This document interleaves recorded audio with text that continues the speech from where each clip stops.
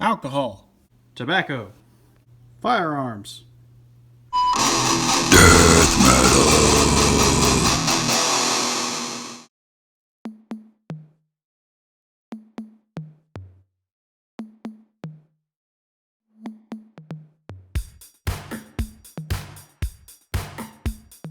Hey everybody, it's Luke with Figure Me Out, and today we've got the Marvel Legends X-Force Marvel's Warpath. Not the other Warpath, but Marvel's Warpath.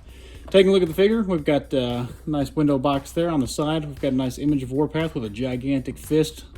On the back, we've got a read-up. If you want to read that, go ahead and give this a pause right about now.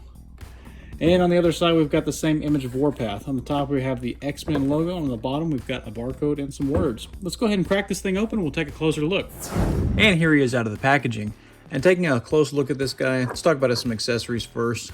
He comes with alternate hands. They got a little trigger finger on them on each side. So that's cool. He comes with fists in the packaging. And those are easy to swap out like most hands are.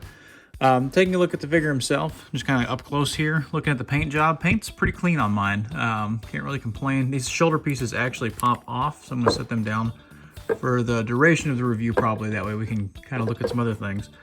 But yeah, shoulder parts come off. Got a nice feather in his hair. That's pretty cool. Not really much paint on the back, except for on the legs.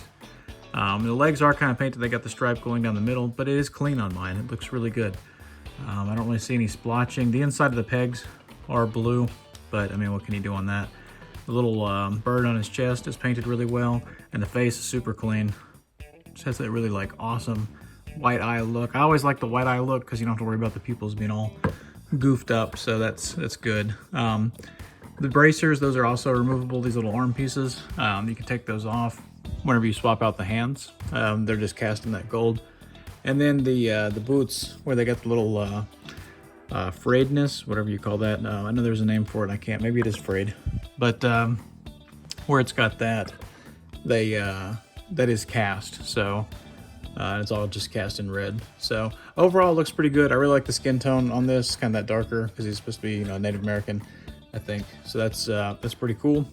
Headband looks really good. Just everything looks pretty awesome. And this guy is huge. Like, I'll give you a size comparison here in a bit, but he's on the Omega Red body, and I didn't realize how big that body was. Well, I guess I did, but I didn't at the same time. But looking at it here, it just seems a lot larger than it did even on Omega Red, but I did put them side by side, and they're about the same. We'll get into that in here a bit. Let's talk about some articulation. First off, he can look up all right. He can look down really good, but whenever you look down, you do kind of bend the hair, so just be cautious with that. You don't want that to do too much, otherwise you'll get like a little, bob kind of haircut. Head does have a pretty good amount of attitude, so that's cool. And then you get side to side, obviously. Arms go out about that far. They do a full rotation. There's an awesome functional butterfly joint that does a great job on that. So, I mean, just like a ton of range on that butterfly there. There's a bicep swivel. There's a double jointed elbow that comes in pretty good. Wrists are hinged to go down and up, and it's the same on the other hands. It's down and up as well. That kind of hinge rather than the up and down, which would have been great for trigger hands, but hey, whatever. On the abs crunch forward, abs crunch back, really good on range on that. Hips go out, pretty good for a big guy. Kicks forward, again, pretty good for a big guy. Not so much back. Upper thigh swivel, double jointed knee, boot rotation, and ankles that are hinged to go down, up, and have an ankle rocker pivot that is forward facing. For a size comparison, here he is next to a couple of the bigger X-Men Marvel Legends figures. We've got Mr. Sinister and then Sabretooth as well. And you can see he's stacked up right against him. He's as tall as the top of Mr. Sinister's cloak here almost. And he's definitely broader than Sabretooth and Mr. Sinister both. He's pretty broad as well. For another size comparison, here he is next to the Apocalypse Build-A-Figure and then Omega Red.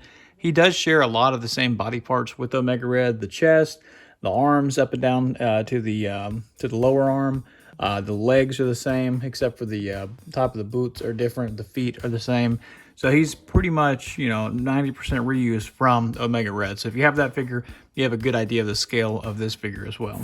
For a final comparison, here is next to the McFarlane Fortnite Skull Trooper and then the Marvel Legends Union Jack, which utilizes the Bucky Cap body. And you can see this guy is almost double the amount of plastic that you have here based on his height and his width. I mean, this guy's just twice as big plastic-wise. as that one. So that's it. That's the new Marvel Legends Warpath figure. What do you guys think? I think this is a pretty good, solid release. He's definitely a huge piece of plastic. This knife here is from the Nuke action figure that they did a few years ago.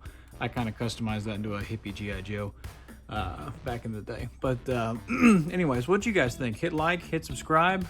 Check me out over on Instagram, Luke_figuremeout at Instagram.com. Let me know what you think of this figure.